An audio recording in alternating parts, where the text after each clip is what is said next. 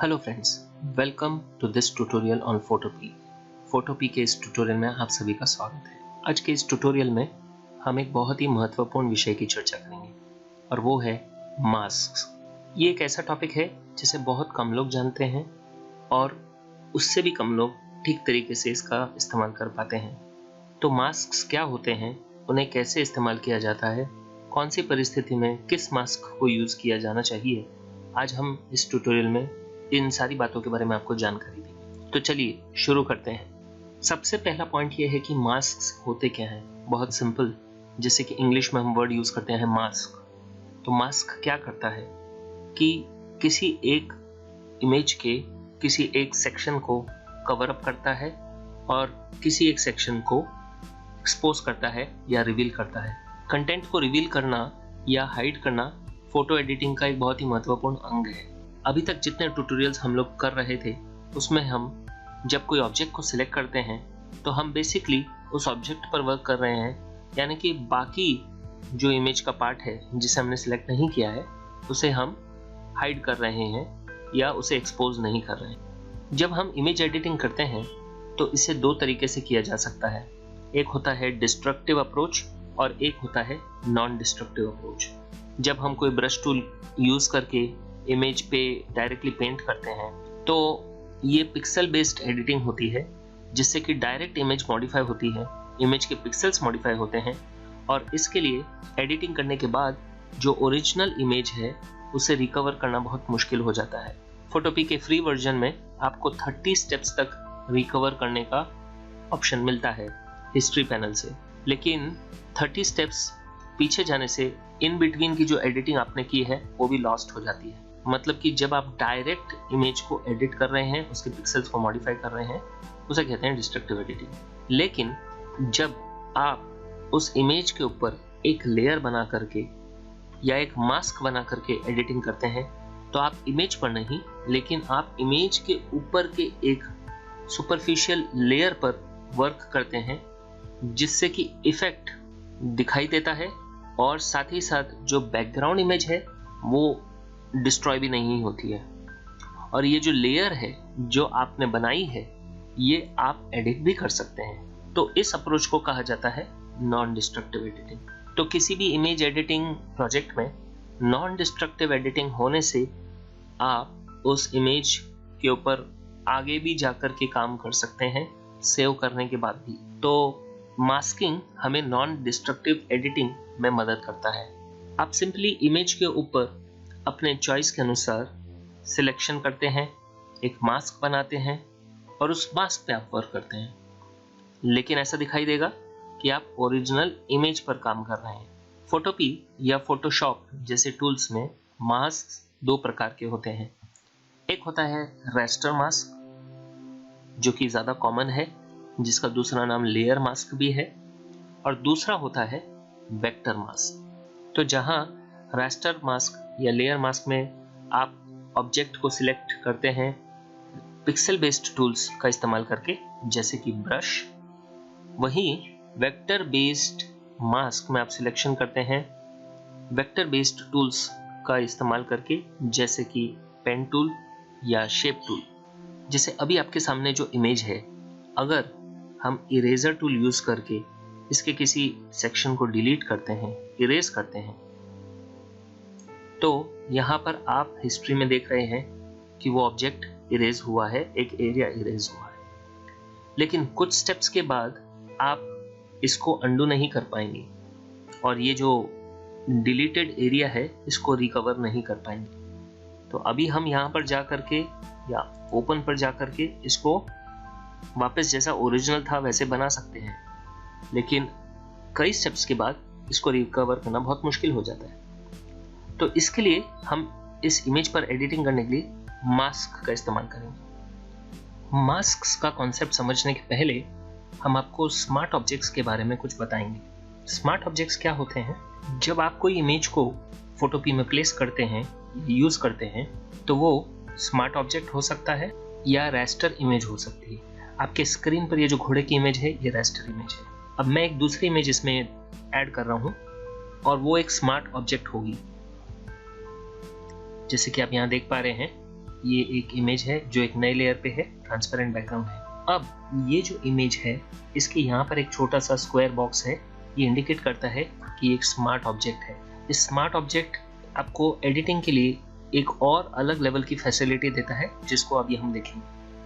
अगर आप इस इमेज को रीसाइज करते हैं, शिफ्ट दबा करके इस इमेज को हम रीसाइज कर रहे हैं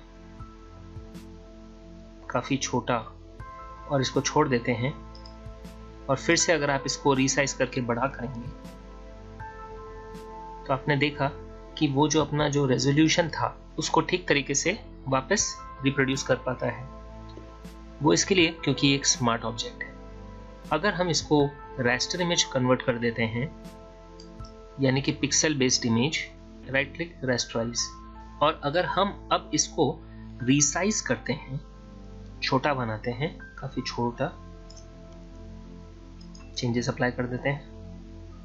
अब फिर से इस इमेज को अगर हम बड़ा करना चाहेंगे, देखिए ये एक रास्टर इमेज है, वो आइकन हट गया है यहाँ से। अगर इसे बड़ा करेंगे तो क्या होता है, पिक्सेलेशन हो जाता है। तो हमारा जो ओरिजिनल रेजोल्यूशन था वो जा चुका है, क्योंकि जैसे ही हम रास्टर इमेजेस छोटा करते हैं तो उसके जो पिक्सेल्स हैं उस पे इफेक्ट होता है। तो इसके लिए जब वापस आप उसको स्ट्रेच करके बड़ा करेंगे तो ऐसा पिक्सेलेशन का इफेक्ट दिखता है। तो ये एक सबसे पहला डिफरेंस है स्मार्ट ऑब्जेक्ट्स में और रास्टर इमेजेस में। आइए हम इसको वापस से एक स्मार्ट ऑब्जेक्ट बना देते हैं हिस्ट्री में जा करके। स्मार्ट ऑब्जेक्ट्स का और एक एडवांटेज ये भी है कि अगर हम इस इमेज को मल्टीपल जगह यूज़ करते हैं हमारे इस डॉक्यूमेंट में, तो अगर हम किसी एक इमेज की प्रॉपर्टीज़ को चेंज करेंगे तो हम सारे बाकी इमेजेस में वो प्रॉपर्टी को अपडेट कर सकते हैं, या उसमें भी वो ऑटोमेटिकली चेंजेस आपको दिखाई देंगे। जैसे कि आपको यहाँ पे करके दिखाते हैं। इस इमेज को छोटा बनाते हैं और यहाँ पोजीशन करते हैं, इसकी कॉपीज बना देंगे ऑल्ट बटन प्रेस करके। आप देख रहे हैं कि हमने ये 3 इमेजेस यहाँ पर बना दी है इसकी कॉपी। अब अगर आपको एक स्मार्ट ऑब्जेक्ट को एडिट करना है तो आप सिंपली इस आइकन पे डबल क्लिक करेंगे तो ये इमेज खुल जाती है एडिटिंग। मान लीजिए कि आपको इनके जो हेयर है, ये जो ऊपर का हेयर है, इसको रिकलर करना है, तो हम इसको कलर चेंज करना चाहते हैं, इसको ग्रीनिश टोन में ले जाना चाहते हैं, ओके किया, और पेंट बकेट यूज करके हम इनके हेयर को, तो ये कहते हैं कि smart object must B rasterise first, तो हम इसको रास्टराइज कर देते हैं। ये इनका हेयर को हमने रीपेंट कर दिया है, ओके। अब हम अगर इसको सेव करते हैं, सेव में जाके स्मार्ट ऑब्जेक्ट, तो स्मार्ट ऑब्जेक्ट अपडेटेड आ जाता है। और जब आप अपने ओरिजिनल डॉक्यूमेंट पे जाएंगे तो आप देखेंगे सारे जितने इंस्टेंसेस हैं जो स्मार्ट ऑब्जेक्ट की कॉपी है उनके भी हेयर चेंज हो जाते हैं। साथ ही साथ ये जो पर्टिकुलर इमेज है, अगर हम इस इमेज को स्पेशली कुछ अलग से इफेक्ट्स देते हैं, जैसे कि इसको कुछ ब्लेंडिंग ऑप्शंस देते हैं, मान लीजिए इनको ड्रॉप शैडो दिया, ओके, और मान लीजिए इस इमेज को हमने आउटर ग्लो दिया,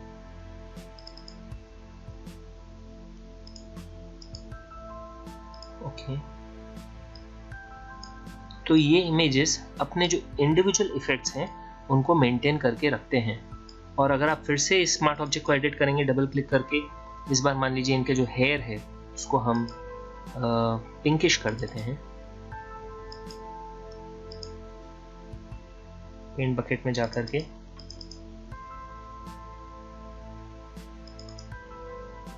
फिर इसको वापस फाइल सेव स्मार्ट ऑब्जेक्ट करते हैं, स्मार्ट ऑब्जेक्ट अपडेटेड, इस इमेज को क्लोज करते हैं, तो आप देखेंगे कि सबके हेयर चेंज हो गए हैं और उनके जो इंडिविजुअल इफेक्ट्स हैं वो उनके साथ हैं। तो जब एक ही इमेज में हमें कोई ऑब्जेक्ट को बार बार रिपीट करना होता है और उसकी कुछ प्रॉपर्टी चेंज करने से वो सारी जगह रिफ्लेक्ट होना चाहिए, तो smart object is the best way. आप देख रहे हैं कि यहाँ पर जो इफेक्ट्स ऐड किए हैं वो अलग से यहाँ पर आपको देखने को मिल सकते हैं, और अगर आप वो इफेक्ट नहीं देखना चाहते हैं या नहीं अप्लाई करना चाहते हैं तो सिंपली उसके इस आई बटन पे क्लिक करने से आप वो इफेक्ट को इनविजिबल भी कर सकते हैं।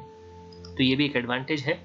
और इसके लिए जब तक आपकी इमेज एडिटिंग फाइनल नहीं हो जाती है तो इट इज़ रिकमेंडेड कि हम स्मार्ट ऑब्जेक्ट्स के साथ काम करें और फाइनल होने के बाद उसको ऑटोमेटिकली जब हम सेव करते हैं, सेव एज PNG या सेव एज JPG, तो वो उन सारे एलिमेंट्स को ऑटोमेटिकली रेस्टराइज कर देता है। ये तो बात हुई एडवांटेजेस की, लेकिन स्मार्ट ऑब्जेक्ट्स के कुछ डिसएडवांटेजेस भी हैं, जैसे कि इसमें डायरेक्ट रेस्टर इफेक्ट्स आप नहीं अप्लाई कर पाएंगे। फॉर एग्जांपल, अगर हम यहाँ पर इसको पेंट करना चाहें पेंट बकेट टूल से, तो वो हमें करने नहीं देगा, कहता है smart object must be rasterized first. तो इस इमेज के ऊपर कुछ इफेक्ट्स या कुछ टूल्स काम नहीं करते हैं, लेकिन जब आप उसको रेस्टराइज कर देंगे तो फिर वो एक स्मार्ट ऑब्जेक्ट अब नहीं रहा। तो अब अगर आप एक स्मार्ट ऑब्जेक्ट को एडिट करेंगे, फॉर एग्जांपल यहाँ पर इस पर डबल क्लिक करेंगे, तो फिर से इनके हेयर को हम लोग चेंज कर देते हैं।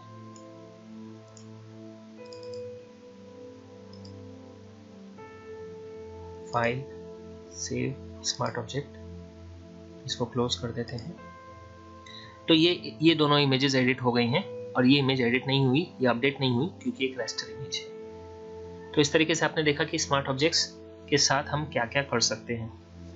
अब अगर ये जो इमेज है, जो एक रेस्टर इमेज है, इस रेस्टर इमेज को अगर हम सिलेक्ट करें और अगर हम इसको पेंट करना चाहें, तो वो कर देने से ये पेंट हो जाएगा। यहाँ ब्लैक कलर का पेंट हो रहा है, लेकिन ये स्मार्ट ऑब्जेक्ट के साथ अप्लाई नहीं होगा। जैसे अगर मान लीजिए स्मार्ट ऑब्जेक्ट सिलेक्ट करें तो ये नहीं है। So these are the advantages and disadvantages of having smart objects. तो इस बैकग्राउंड के साथ आइए अब हम देखते हैं कि रेस्टर मास्क को कैसे यूज किया जाता है। अब जो इमेज आपके सामने है, इसमें एक हॉर्स है, और अगर इस घोड़े को हमें सिलेक्ट करना होगा तो इसमें कई सारे pixel based selection tools available हैं, जैसे कि मार्की सिलेक्शन है, जैसे कि लैसो सिलेक्शन है। लैसो सिलेक्शन के अंदर polygonal, magnetic lasso, object selection, quick selection, magic wand. तो इन टूल्स का यूज करके हम इस हॉर्स को सिलेक्ट करते हैं सबसे पहले। तो मैं यहाँ पर क्विक सिलेक्शन यूज करने वाला हूँ, और ब्रश साइज हम सेट कर लेते हैं, और अब इस हॉर्स के कुछ एरियाज को सिलेक्ट कर लेते हैं। अब मान लीजिए कि ये सिलेक्शन मुझे ठीक लगता है, तो मैं इसको कॉपी करके एक नए इमेज में पेस्ट करता हूँ। Edit, copy, file, new, transparent background के साथ। अब यहाँ पर हम इसको पेस्ट करते हैं। Edit, paste.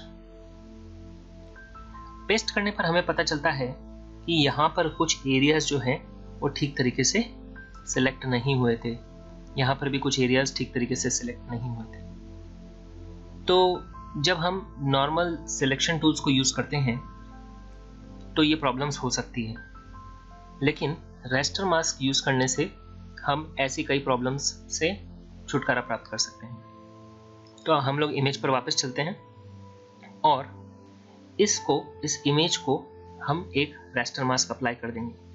रेस्टर मास्क यहाँ पर है, इस पर आप एक बार जस्ट क्लिक करेंगे तो जो सिलेक्शन होने के बाद, एरिया कुछ हद तक सिलेक्ट होने के बाद आप रेस्टर मास्क अप्लाई करेंगे, तो ये क्या करता है कि जो आपने एरिया सिलेक्ट किया था उसको सिलेक्ट करके बाकी जो एरिया है जो अनसिलेक्टेड था उसको मास्क आउट कर देता है। अभी वो बैकग्राउंड की जो इमेज और उसके अंदर का जो डिज़ाइन था वो डिलीट नहीं हुआ है, वो सिर्फ मास्क आउट हुआ है, जैसे कि आप यहाँ पर देख पा रहे हैं। इस आइकॉन को थोड़ा ध्यान से देखिए, इसमें जो ब्लैक रीजन्स है वो इनविजिबल रीजन्स है, और जो वाइट एरिया है वो एरिया है जो हमें दिख सकता है। तो रेस्टर मास्क के साथ मैनिपुलेट करने के लिए आपको इरेजर की नहीं लेकिन ब्रश की आवश्यकता है, और ये दो कलर्स के साथ काम करता है। ब्लैक मतलब कि वो रीजन्स जो इनविजिबल रखने हैं, और वाइट मतलब वो रीजन्स जो हमें विजिबल करने हैं। तो आप एक ब्रश टूल यूज करेंगे, और ब्रश टूल को आप क्लिक करेंगे, ब्रश टूल सेलेक्ट करेंगे, इसमें एक साइज सेट कर लेंगे ब्रश का, ये साइज ठीक है। और अब क्योंकि हमें कुछ एरियाज को विजिबल करना है, इसके लिए हम व्हाइट कलर लेंगे, और व्हाइट कलर ले करके ओके करेंगे, और अब इमेज को थोड़ा सा जूम करेंगे। ये जो एरिया है जिसे हमें दिखाना है, तो इस पर हम हल्का सा ब्रश चलाएंगे व्हाइट कलर का, तो आप देखेंगे कि जो हॉर्स का बाकी जो फेस का एरिया है वो विजिबल हो जाएगा।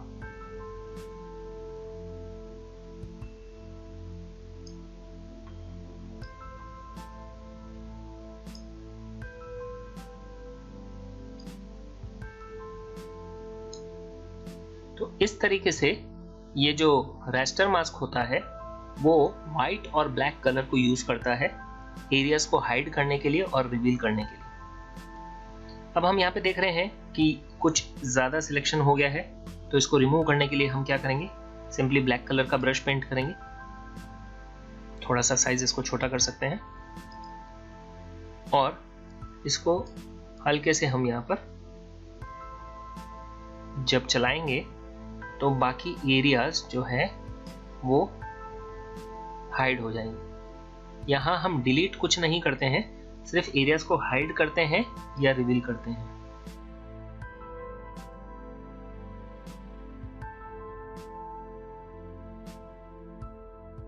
तो अब आपने देखा कि किस तरीके से हम रेस्टर मास्क का यूज करके ऑब्जेक्ट्स को सिलेक्ट कर सकते हैं। अब इसके साथ इसका जो बैकग्राउंड है वो कहीं डिलीट नहीं हुआ है। यहाँ पर आप आइकन में देख सकते हैं कि बैकग्राउंड एज इट इज है, सिर्फ हमने उसको मास्क आउट कर दिया है। व्हाइट एरिया वो एरिया है जो दिखता है या दिखेगा, और ब्लैक एरिया वो है जो नहीं दिखना चाहिए। और नेचुरली हम अपने ब्रश को यूज करके और भी बाकी एरियाज को विजिबल इनविजिबल कर सकते हैं, जैसे कि और जो भी चेंजेस आप यहाँ करेंगे वो यहाँ पर आपको इस छोटे से आइकन में दिखाई देंगे। ओके, तो इसे डिलीट करने के लिए अब हम फिर से एक बार ब्रश टूल लेंगे, इसको ब्लैक कलर से हम फिर से पेंट कर देंगे।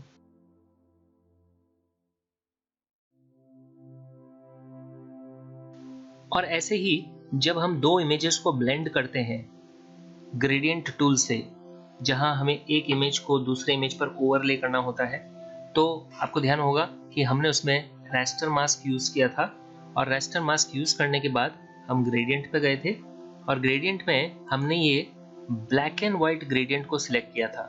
ये ब्लैक एंड व्हाइट ग्रेडियंट जो है ये इसके लिए सिलेक्ट किया था क्योंकि ब्लैक वो रीजन्स हैं जो हिडन रहेंगे और व्हाइट वो रीजन्स को रिप्रेजेंट करता है जो विजिबल रहेंगे। तो रेस्टर मास्क के लिए ये ब्लैक और व्हाइट ग्रेडियंट ही सिलेक्ट करना पड़ेगा, और फिर जब हम ये सिलेक्ट करने के बाद इस इमेज पर ग्रेडियंटिंग करेंगे तो ब्लैक से वो रीजन्स हाइड आउट हो जाते हैं, और इसके नीचे अगर कोई बैकग्राउंड इमेज है तो वो विजिबल हो जाएगी, और व्हाइट में जो फ्रंट का जो इमेज है उसके एरियाज विजिबल हो जाते हैं। और ये ग्रेडियंट का पैटर्न आप यहाँ देख सकते हैं।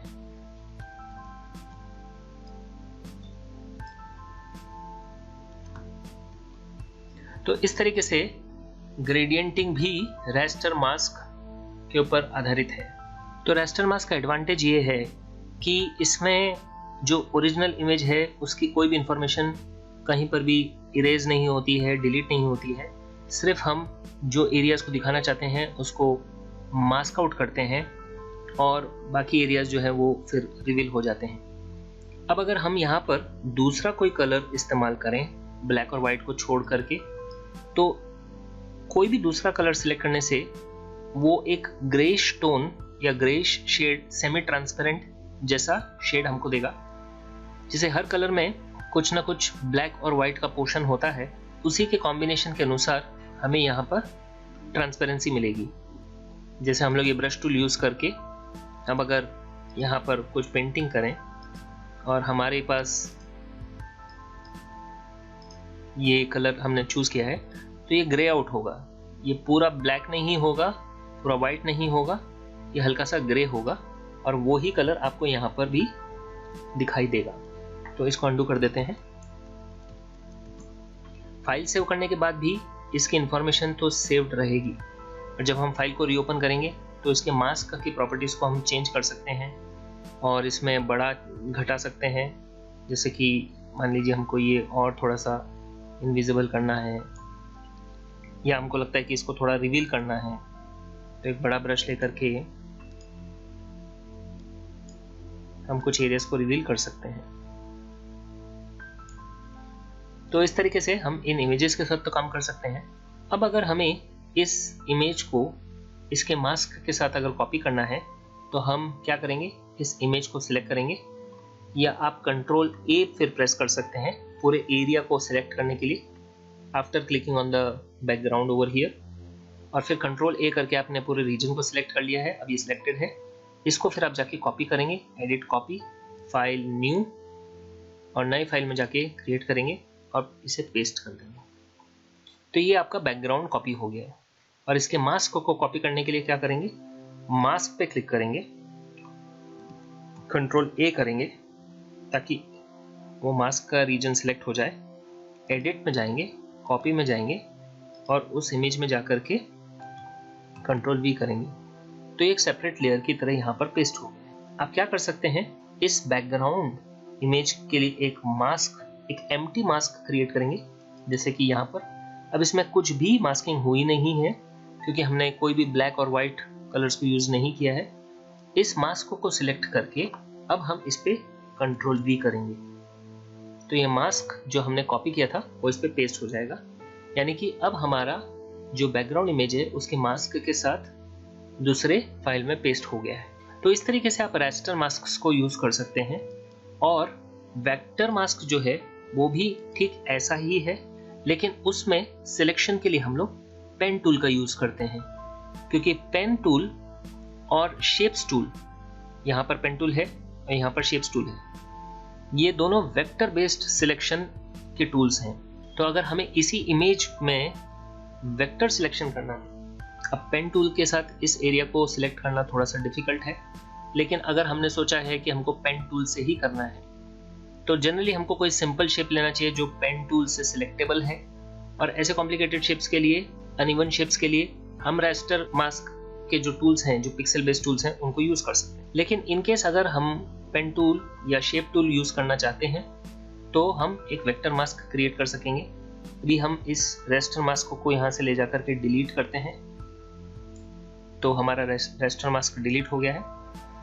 अब ये पेन टूल को यूज करके हम क्या कर रहे हैं, सबसे पहले यहाँ से आपको इसको शेप से हटा करके पाथ पे सेट करना है और फिल में आपको नन करना है। मतलब अब पेन टूल से हम एक शेप नहीं क्रिएट कर रहे हैं, लेकिन एक पाथ बना रहे हैं। ऐसे ही जब हम रेक्टेंगल को यूज करते हैं या शेप टूल को यूज करते हैं तो इसमें भी हमें पाथ को सिलेक्ट करना होता है। तो जब हम ऐसे सिलेक्ट करते हैं तो ये पाथ क्रिएट हो गए हैं। और पाथ बनाने के बाद हम क्या करेंगे, लेयर में जाकर के वेक्टर मास्क और करंट पाथ, जो करंट पाथ है उसको सिलेक्शन में रखते हुए एक वेक्टर मास्क क्रिएट करेंगे। बस इतना सिंपल है। तो आपके जो दो रीजन्स आपने पाथ बनाए थे उसके हिसाब से इमेज का एरिया सिलेक्ट हो गया है। आइए हम लोग इसको पेन टूल से करके देखते हैं। ये वेक्टर मास्क को डिलीट कर देते हैं और कुछ इंटरेस्टिंग चीज इसमें दिखाएंगे। तो ये पाथ पे सिलेक्टेड है। अब ये पेन टूल को मैंने यूज किया है। अब ये जो दो पाथ्स हैं अभी भी इस इमेज में है, तो वो यहाँ पर हमको दिख रहे हैं। पाथ्स में जब हम जाएंगे वर्क पाथ, इनको डिलीट करने के लिए हम यहाँ से जा करके इसको डिलीट कर देंगे, तो ये पाथ डिलीट हो गए हैं। पेन टूल का यूज करके इस रीजन को थोड़ा सिलेक्ट करते हैं।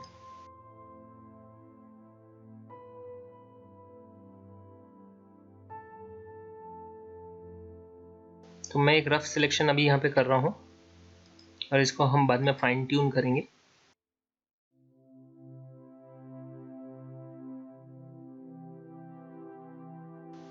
इस पाथ को हमने क्लोज कर दिया है।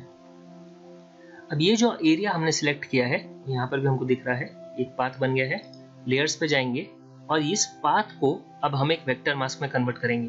तो हम जाएंगे लेयर, लेयर में वेक्टर मास्क और वेक्टर मास्क पे जाकर के करंट पाथ।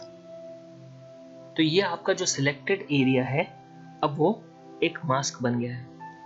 वेक्टर मास्क का एडवांटेज ये है कि आप अपने सिलेक्टेड रीजन के साथ सिलेक्शन करने के बाद भी मैनिपुलेट करके उसको एडिट कर सकते हैं। अब आपको लग रहा है कि यहाँ से कुछ रीजन को हटाना चाहिए, तो आप यहाँ पर जा करके पाथ सिलेक्शन टूल में जाएंगे, उसमें डायरेक्ट सिलेक्ट पे जाएंगे और इस पॉइंट पर जा करके इसको आप ठीक तरीके से अंदर पोजीशनिंग करेंगे। तो वेक्टर मास्क का एडवांटेज ये है कि पाथ सिलेक्ट होने के बाद भी आप उसको रिफाइन कर सकते हैं, जो कि अभी तक बहुत मुश्किल था कर पाना।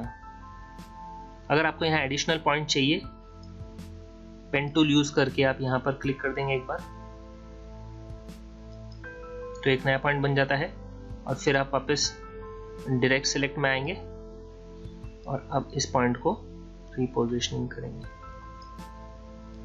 इसी तरीके से अगर कोई पॉइंट नहीं चाहिए तो उस पॉइंट पर जाकर के हम सिलेक्ट करके उसको डिलीट करेंगे।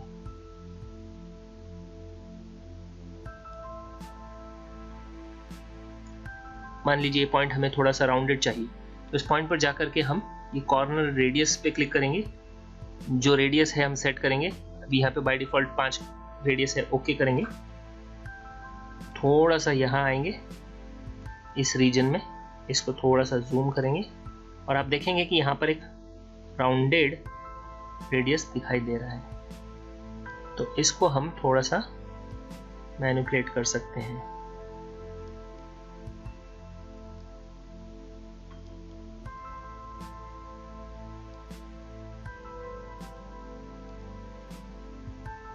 कर्व देने के लिए मुझे यहाँ पर कुछ एडिशनल पॉइंट चाहिए, तो पेन टूल पे जाकर के हम यहाँ पर एक बार क्लिक करेंगे और डायरेक्ट सिलेक्ट में जाएंगे। ये रीजन को थोड़ा सा कर्व देना चाहते हैं, इस पे जाएंगे, ओके कॉर्नर रेडियस, और थोड़ा सा इसको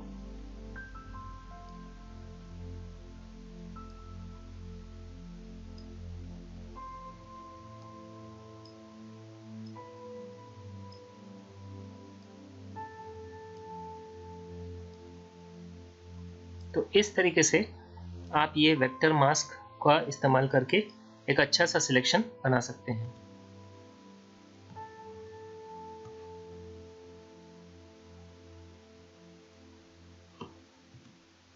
तो बेसिकली ये जो दोनों टूल्स हैं, रास्टर मास्क और वेक्टर मास्क, ये एरिया सिलेक्ट करने के लिए हैं और एरिया सिलेक्ट करते समय वो बैकग्राउंड की इंफॉर्मेशन प्रिजर्व करके रखते हैं, जिससे कि आप फ्यूचर में भी उस सिलेक्शन को, उस एरिया को आप एडिट कर सकते हैं। एक बार आपका अगर एरिया सिलेक्ट हो गया है, यहाँ पर आपको दिख जाता है लेयर में सिलेक्शन हो गया है, तब आप फिर इसको आप जो भी इफेक्ट्स देना चाहते हैं, जो कि आप यहाँ से लेयर्स में जाकर के आप इसको अलग अलग इफेक्ट्स दे सकते हैं। इमेज में एडजस्टमेंट्स में ये सारे इफेक्ट्स जो हैं 19-20 इफेक्ट, जो कि नेक्स्ट हमारा टॉपिक है जिसको हम डिस्कस करने वाले हैं, ये सारे लेयर्स के बारे में।